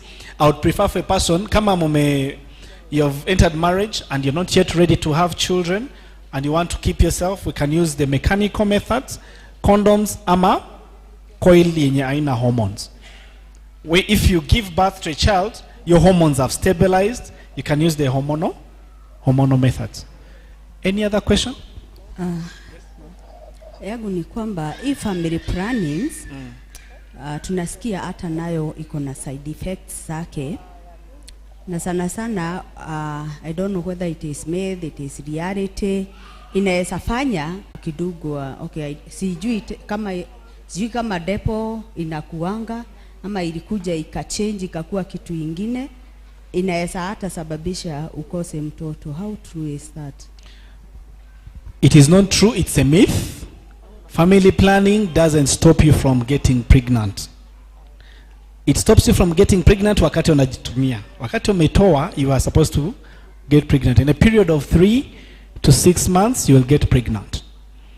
So we have not found any infertility. It's called infertility caused by family planning. Some hormonal treatment. There are some reasons doctors give patients hormonal treatments which are not family planning can cause infertility. Hormonal treatment. You understand? There are so many types of hormones in our body, and so as you come to us, we can treat you with some hormonal medication. It can cause infertility. Some of them can cause infertility, and therefore they are not recommended to age-bearing women to use those hormonal methods. But for family planning, we don't have any evidence that it causes infertility. Sawa sawa? Yes. The side effects I've told you, nimekubali ziko. Side effects ziko, and they don't happen to every person. Personally, my wife uses the injector Plantar, hiyo ya kuweka chini ya hapa. Okay? And we have never had any problem. Sawa sawa? So I'm not telling you something that I'm not actually using. The side effects of kupoteza libido, yes, it's there. It makes us work harder, but what do we do? You understand? Yeah, I think I've answered that question. There is no correlation between infertility and family planning.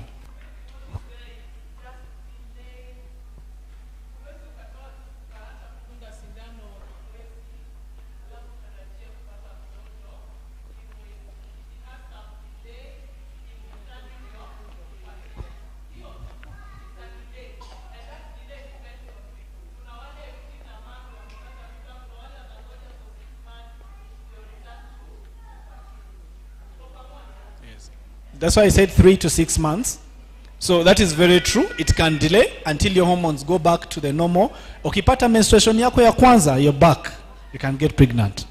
Okay? After, and it's normal for menstruation to kupotea wakati unatumia family planning. It's okay. It's normal. It's not something bad. Now, the other myth of saying menstrual blood ni uchafu lazima itoke wakati umetumia family planning na hakuna uchafu inatoka, wanawake wanapata stress. Sasa mbona hakuna uchafu inatoka? Menstruation blood is something beautiful God gave women, and it is okay to menstruate. It's a good thing. Si uchafu, it's part of nature for you to menstruate. Okay? But wakati wa upati, it doesn't mean that uchafu inabaki ndani. No. It's not true. Any other question?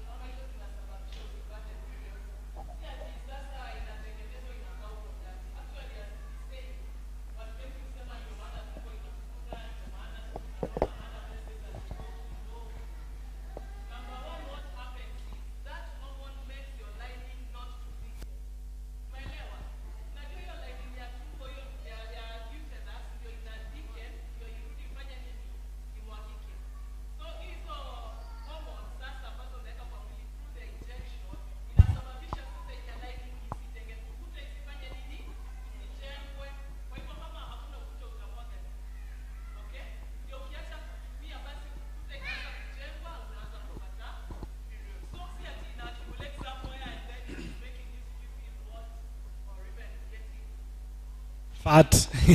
Yeah, that is true. So to elaborate more on what she's saying, also the family planning methods make that membrane very thin in order to prevent implantation.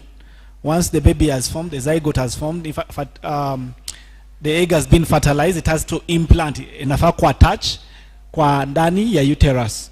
So ikipata hiyo membrane yenye anasema iko very thin, ita attach, itatoka. Yeah, so that's why you don't get menstruation.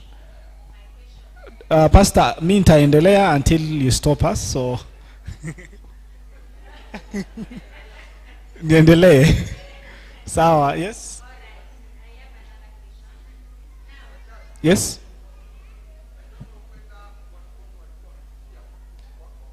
Si wote. Si lazima wanipate. Yes.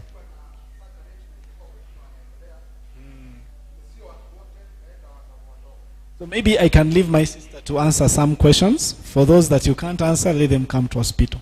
And then me, I can go. For those who want to see me one-on-one, before 5, we can talk about something.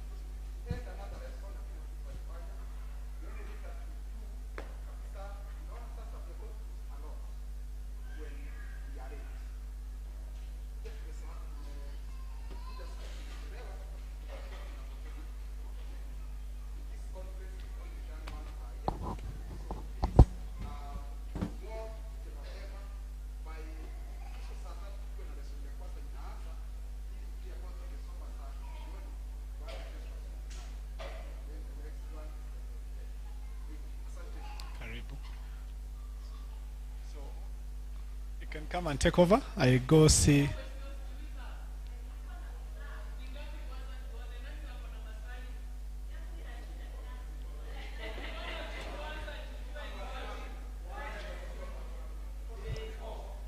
So 4 questions. We can answer those ones and then we go. So we have agreed 4 questions. Usisikie najibu hii swali then upate ingine. Hiyo utaniuliza. Sawa, tuanze. Aha.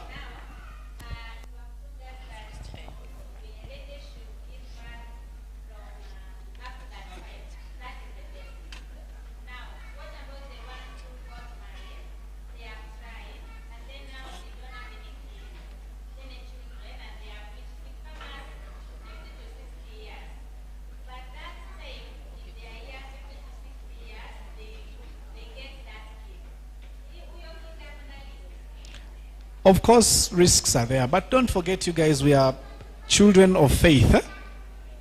We are born again, and doctors don't have all answers to everything. You understand? So, mtu amepata mtoto at 50 years, that's a precious baby.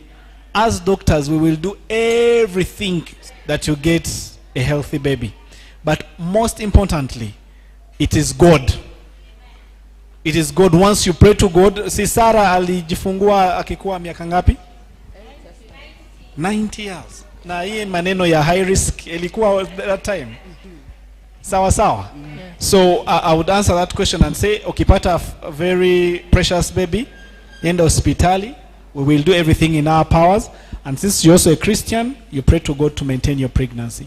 Okay, mine is... Dakika moja tu, kuna mtu amepoteza bag yake, a grey bag, kaidre kama umechukua, kama umeiona, i-forward hapa bere, kaidri.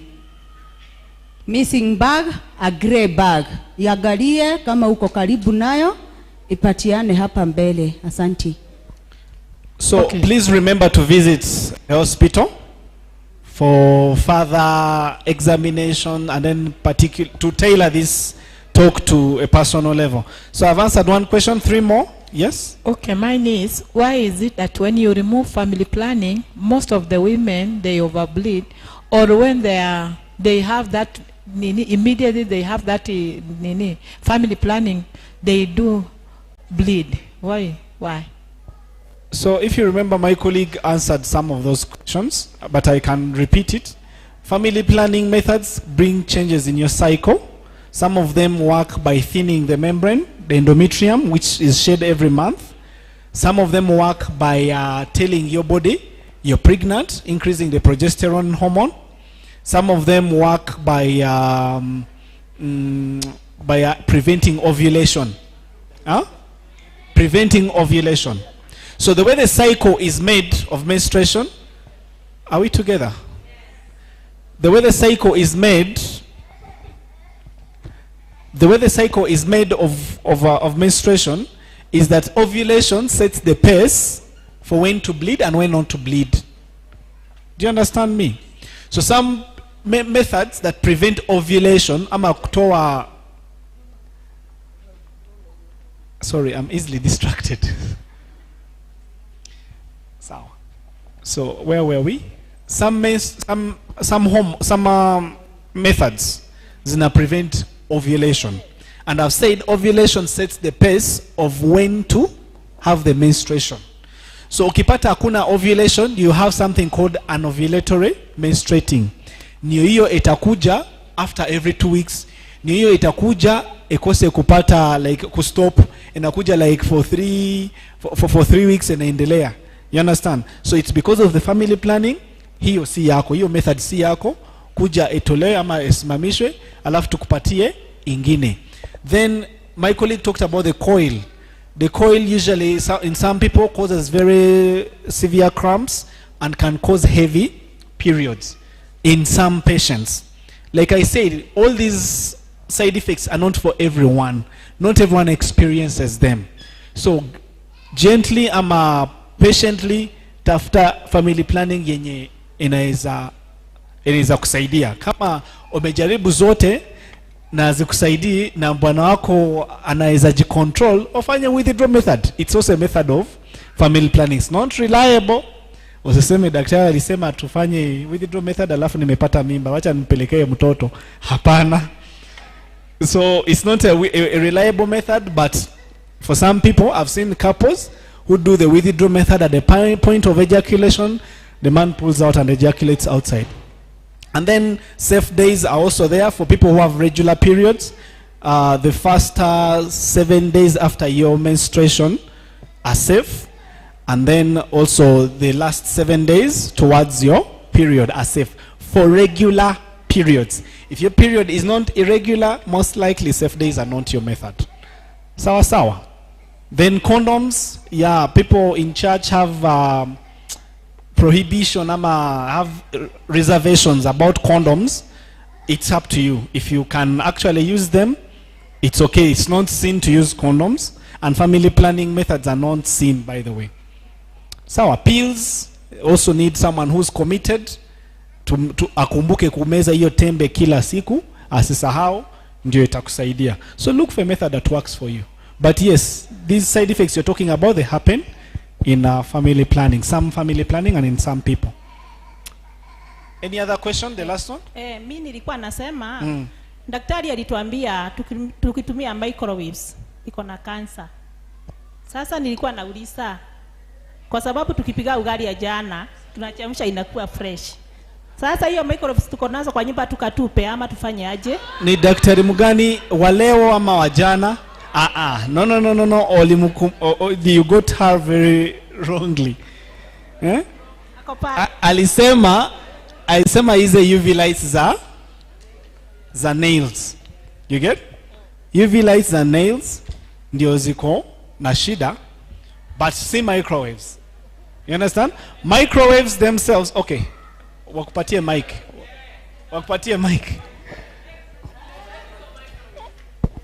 Talking about is microwave, yes, ideally. Chakula mingi kama mayai inafaa kupikwa aje?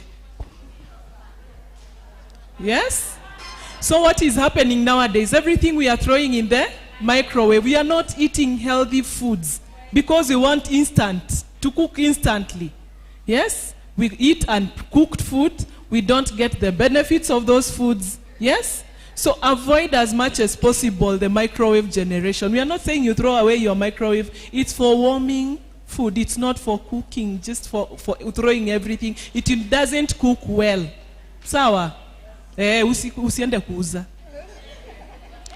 So that is true. We have to eat healthily in order to avoid sickness and diseases. Okay? If you don't eat healthily, you will get diseases. There's a question here, use of antibiotics, can they affect your menstruation cycle? No. Antibiotics in their nature, they don't have any effects on your menstrual cycle. However, for people who have recurrent UTIs, mukienda kwa chemist kununua dawa wanawapatia antibiotics. Right now we have actually lost about 2 patients in ICU. Walipata just a mere infection ile ya kupata tonsillitis na kuna antibiotic inawasaidia kwa sababu wamezoea kwenda kwa chemist, niko na kichwa anakupatia antibiotic, niko na homa anakupatia antibiotic. That is a very dangerous thing. Utafika wakati hakuna antibiotic na heal hiyo infection yenye umepata. Sawa, kitu kidogo kitakupeleka ICU. So avoid antibiotics. And recently, some years back, there is a governor who prevented chemists kuuza antibiotics unless you have a prescription. But nowadays, anyone can give you antibiotics. So please avoid antibiotics. Tuko na wanawake wanakuja, there is no antibiotic yenye inaweza heal their UTI. Okay, waweka kwa hii, wanarudi ukipima, iko juu. Wanabadilisha antibiotic ingine, iko juu. Tabidi tuende kwa lab, tuangalie hiyo bacteria gani, alafu to test several antibiotics tuone gani inamaliza, and that's a lot of money. That's called culture and sensitivity. It's a lot of money for you to actually incur. So avoid antibiotics as much as you can. I'm not saying you avoid chemists. Chemists wanatusaidianga sometimes wakupatie dawa ya joto, dawa ya uchungu. Kama tumekukosa dawa kwa hospitali, tumekuandikia prescription, yendo nunue kwa chemist. Sawa. But hiyo kila kitu etibiwe na antibiotics, uta end up na hao wagonjwa wawili. Just tonsillitis imeua watu wawili juu hakuna antibiotic ilikuwa inawasaidia. Sawa, so nimejibu 3. There was one last question. Yes? Do we have any other? Pardon? Apple family planning. Uh-huh.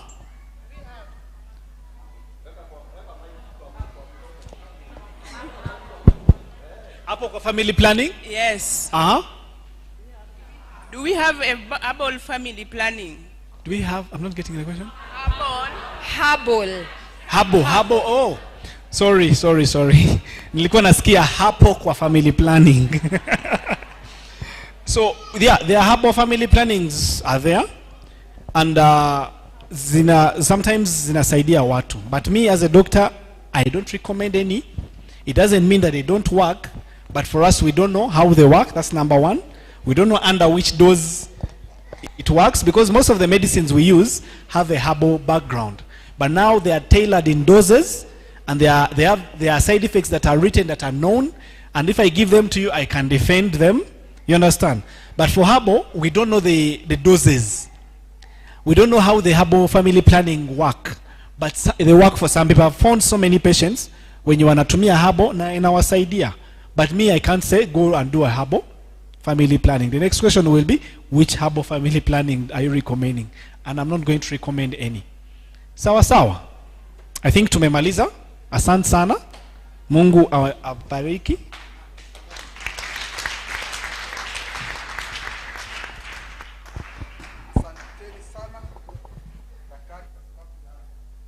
kudeal na that issue vizuri. Wakati mwingine ni vizuri tunadeal na kitu completely ili tusiwe tunakatakata, si ndio? So now you promise me tomorrow tutakuja mapema. Nimeona watu wengi wameanza kwenda wakati imefika saa 10 na tena mulifanya nini? Muliweza kuchelewa. Tomorrow let's agree that we shall come early by 8. Yule ambaye anakosa kesho by 8 tuwe tumeanza our morning devotion. Ikifika Sorry, Reverend, I have a question. I could not have asked the doctors. It is spiritual. Yeah. There have been so many questions about oral sex. Oral sex, oral sex. Is oral sex godly? No, it is ungodly. Na nimesikia kuna hiyo kwanza wewe oral sex. Yes. Kila kitu itumike mahali kwake. Mdomo ni ya kukula na kukunywa maji. Wacha maneno haya. Madomo ikule chakula. Sasa inakula nini? Sasa hata tujiahidi tuingine tu, ikiwa unasikia kwamba njia ambayo unataka kutumia ili kupatia kamwanya kufanya dhambi, torokea. Wacha kuwa na unajifanya ama nitwaje? It's an excuse for you to do sin. You know it is sin, don't do sin. Don't pretend ati mgongo inauma. Si tuambia hakuna kinini. Lakini kuna moja ambayo tumeambiwa. Hiyo ya nataka sasa muende ni mwatuma huko kwa wasee wenu, muende mfanye. Ukisema ya kwamba ati wasee wakataa kufanya sex sana wanaweza kupata prostate cancer. Kwa hivyo eta ujue kwamba wamefanya nini? Wamefanya hivyo. Sio utekeleza hivyo vizuri. Asanteni. God bless you so much. We may go there before the time ya saa 11 before to close tuende pale tuangaliwe na yote itakuwa vizuri. Amen. Kwa hivyo kesho tukuje mapema. Nilikuwa nasema hapo. Asante pastor kwa sababu ya hiyo. Tusifanye chochote ambacho kitatuingia katika dhambi. Lecha unasema